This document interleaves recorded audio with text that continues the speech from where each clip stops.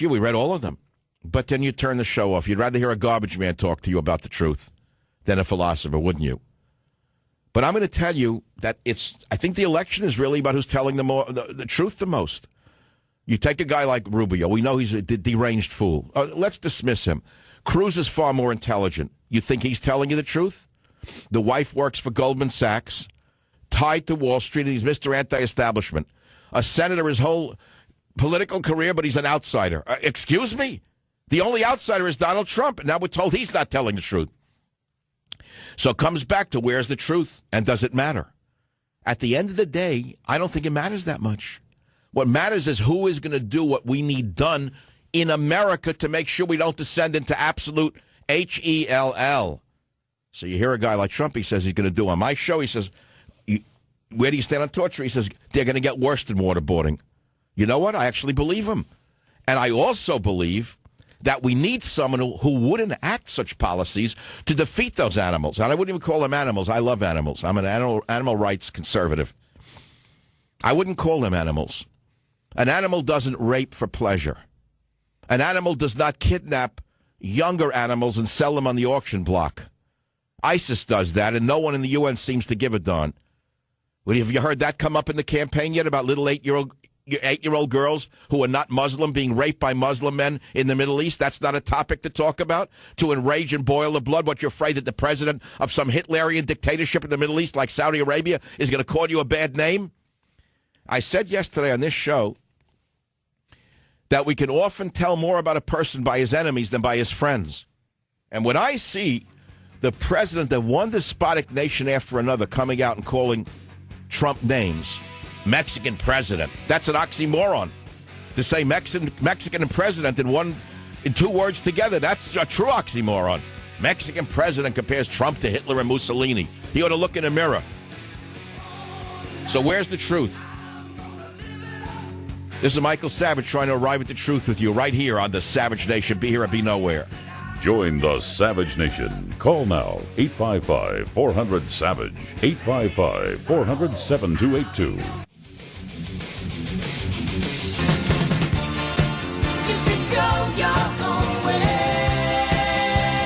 It is the truthful Savage Nation.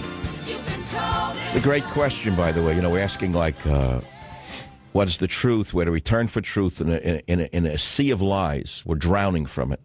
Everyone's calling the other one a liar. It means they're all liars. I'll give you an example. We're told the Iran deal would make the world safer. Now Iran threatens to walk away from the nuke deal after a new missile test. They're test-firing ballistic missiles, which is in a violation of the nuke deal, and they're saying, how dare you tell us to comply with the nuke deal, which we'll leave if we have to comply with the nuke deal. This is what Trump is talking about, because he knows how to negotiate. You know that Obama gave them the ability to develop a nuclear weapon and threaten Israel's existence. You know that was the whole reason. Well, that's in addition to letting his friends collect big billions of dollars in Iran oil deals and whatnot. You know that. Come on. That's the truth. The whole truth and nothing but the truth. Now, I'll give you another example. Turn to Fox News. I'm going to read a headline to you. I want to show you how they twist the truth right in front of your eyes. Now, here's a headline on Fox News run by Rupert Murdoch. American killed in Israeli day of terror. I said, what? Makes it sound like Israel's killed an American. This is Fox News now. American killed in Israeli day of terror. You have to read on to read a Palestinian knifed an American to death in Israel. Is that the truth, my friends? American killed in Israeli day of terror? That is called propaganda. That is called yellow journalism, Rupert. If you think we're all dumb, I got another guest coming for you. And so I'm saying to you, where do you turn for the truth? You have to deconstruct headlines in every newspaper. You have to deconstruct every word you hear from everybody. But let me ask you a question before you turn the show off. Here's a question for you. Tell me about your own family. Do you trust everything everyone says to you? Where do you get your truth from? The priest that you trusted, how'd that work out? Where do you go for the truth? Laura on line 7 on WABC. You're up on the Savage Nation. Go ahead, please. Hi, Michael. I'm calling to ask you, where do you get your truth?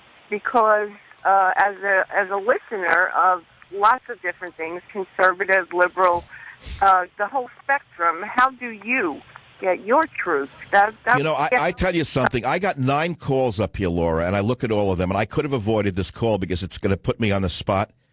But I made a decision to answer your question because it's going to force me to answer in a truthful way and force me to come to a realization. So you're asking me, you're putting me on the spot. You're basically turning it around and saying, Michael Savage, you're asking us, where do you go for the truth? So you're asking me, where do I go for the truth, correct? Yes. Mm-hmm. I will answer it as honestly as I possibly can. I don't have a book I turn to. I have no religious figure I turn to. I have no individual in my life I turn to like a guru for the truth. Many years ago, I tried to do everything by the rule book. I did everything right. Went back to school, killed myself, worked 3 jobs. All I wanted to do was teach college. And after I got one of the finest PhD you could possibly get, and I'm going to say it over and over again, I was told, drop dead, white men need not apply. And for years, I looked for that teaching position, but communism had already taken over in many guises, and one of the guises was under affirmative action, which is absolute communism, state-controlled results. It almost destroyed me. I thought I would go insane. I had 2 young children. I struggled to make a living, and I came to some conclusions after many years of struggling. And here's what I decided. In order to survive, I had to put survival above everything else. I had to get rid of certain, quote, friends who were keeping me down, who only fed me. They only wanted me to be a weak person in their life, someone they could have fun with. I got rid of them. I had to learn to walk alone. And I had to learn not only to walk alone, but I had to learn to put survival above everything in every decision. Now, that's the beginning of my answer to you because there's a lot more to it. Does that somewhat answer your question? It does. It's a little scary the way you're phrasing it. You know that you can't depend on people and things like that. It's a scary world. I will grant you that. Ara, listen to me. I'm a realist. I am a realist. What I found out is if I put my own survival ahead of every other thing in the world, things are going to work out for me. If I let others tell me what to do, I'm going to wind up in the gutter without clothing on. They throw me on the 3rd rail, let the train run over me. That's what I found out. So, are you there? Let me explain what I'm in a bigger context, a larger context. What I'm trying to say to you. If I put my own survival above everything else, it answers a certain question. And let's put it in this election. Why am I for Trump? Do I know him? No. Did he promise me anything? No. Did I ask him for anything? No. Why am I backing Donald Trump? Because my survival depends upon a president who is going to put the interests of America ahead of all other interests. He does that for me. The others, I don't believe, do. I don't believe either. I'm sorry, say that again. I missed you. I don't believe the others think of us either. I do agree that, Trump is saying he's putting America first, but is he just doing this as an ego trip or adding another notch to his... Of course we have a gamble. We have to take a gamble. Given the background, given the stories, given the fact that he's running for office, given that he's now a politician, given all of the stories, yes. On the other hand, would we even be talking about closing the border with Mexico were it not for Donald Trump? Probably not. No, we'd be going on like, oh, immigrants all come here to work. We need as many as we can get. And the Syrian males of military age are just wonderful. Muslims are just like everybody else. Their religion is equal to all other religions. That's the garbage we've been fed for so many years, and we all know it's a lie. Oh, I agree. I absolutely. All right, so I'm telling you, if I put my survival, I look ahead for my children and grandchildren, who am I going to back, Hillary Clinton, a globalist? No. No, I can't back a communist manipulator of the worst order from the Democrat side. I'm sorry. So I'm coming back to what is the truth, and I'm telling you, I base the truth on my own survival, and I project it out to the world. That's basically the only answer I can give you. Okay, well, it's a good answer. I appreciate it. All right, applause, please. I'd appreciate that. Why don't you try another talk show host one of these days and ask them where they go for the truth? I'll tell you what you'll hear. I read the Bible late at night. Yeah, right. The Bible with a Playboy in the middle of it. Come on. That's a tough question to answer cold. I answered. I had no script. So there you go. Where do you turn for the truth is the question. Maybe I've made you think. Maybe you're not interested. But maybe you are interested. Maybe you do want to answer this question. I think there's no fundamentally more interesting question. We know we don't get the truth from the media. So here I am in the media. I'm on a microphone, broadcasting to a lot of people on many stations. Who's this guy? I like his voice. What's he talking about?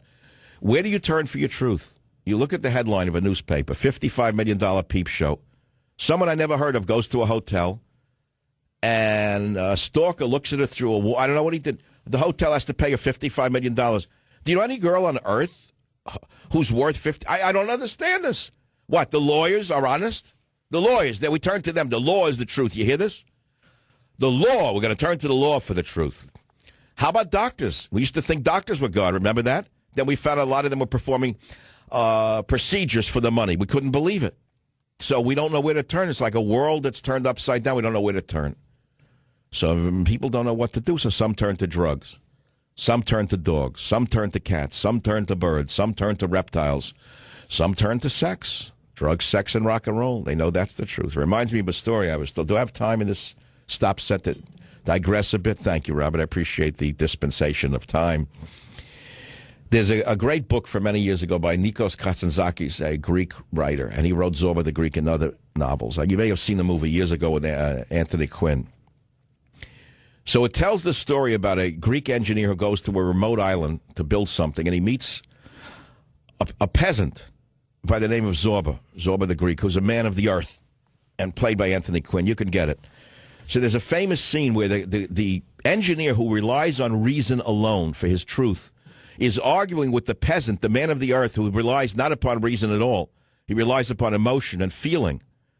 So he asks the peasant, the strong Iron Man, he says, well, what do you think is the truth? How do you get at the truth? He says, I'll tell you a story. I'll tell you a story, Mr. Engineer. You're so smart with your books. Let me tell you a story. Here's the story. He said, I was climbing the mountain over and over to get to the top of the mountain. And on the climb, I went into a village. And I met a woman who was alone. She was a widow. And he said, we got together that night. We drank a lot of wine and we made love. And he said, in the morning, I woke up and saw God. And he said, that engineer is the truth for me. Does that answer your question? I don't know if that answers your question, but a lot of people believe that that does give them a degree of truth. I mean, there must be a reason for the French to name that particular, the conclusion of that act, le petit mort, the small death. Maybe it brings you closer to God. I don't know. But it certainly is compelling as a thought. Some of us rely upon emotions. Some of us rely upon reason. Some of us have given up even caring what the truth is. We're glad to be able to get in the car, buy groceries, come home and lock the door. That's our truth. Well, that answers the question. There's your truth. Survival is your answer. Raw survival may be your answer. But what do you think? And the other question is, what would life be like in America after 3 years of a Hillary presidency? Ladies and gentlemen, you're listening to The Savage Nation. The phone number is 855-400-7282. I'd like to take a caller if we can. Let's go to a caller from WMAL in Washington, D.C. on line 6. Ari, you're on the program. What's on your mind? Yeah, the truth doesn't matter. The people in power will do whatever they want. When a guy tells a woman they love him, that's not the truth. The truth is the genes want to replicate. It doesn't matter. I talked to Francis Collins, and head of the NIH, as you know. I told him, Michael Savage wants to be the director. He hates the NIH. You've been speaking the truth about the NIH and a lot of corrupt organizations in this country. It doesn't matter. Whoever has the power is going to do what they want.